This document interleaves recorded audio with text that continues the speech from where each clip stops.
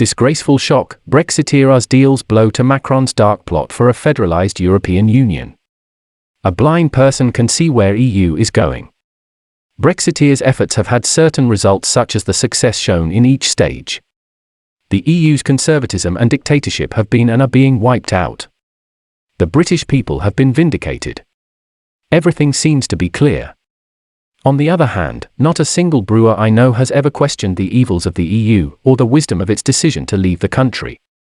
What we would like to see is a complete and strategic removal of Remainovism from influential positions in society, a complete restoration of sovereignty to the UK as a whole, and a firm approach. More certain of our hostile neighbours in France, Belgium, Luxembourg and Germany. The EU will never talk about its federal ambitions because it knows that will be the end of it. The EU deception is spectacular. Meanwhile, pre-referendum, many Leave advocates were concerned that a Remain victory would lead to a more centralised Brussels government in the future. Choosing to remain in the EU is not the same as voting to stay where we are, Lord Daniel Hannan in his book Why Vote Leave. The price of staying in the EU is the repression and the chain that binds the UK. Be an independent and democratic country before being attacked by the dictatorship of the EU. According to another review, the only reasons European politicians praise Europe is that when they get their job done, they will get a suitable job in Brussels for the rest of their lives. Me. And those who regret it still can't accept they were wrong, guessing that they are not half as smart as they thought they were. And this is why I voted to leave the EU.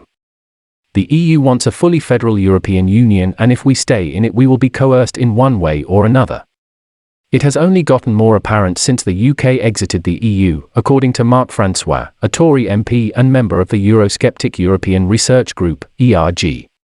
As he put it, Mr. Macron is personally dedicated to a more federalised EU, which may potentially alter over the next several years.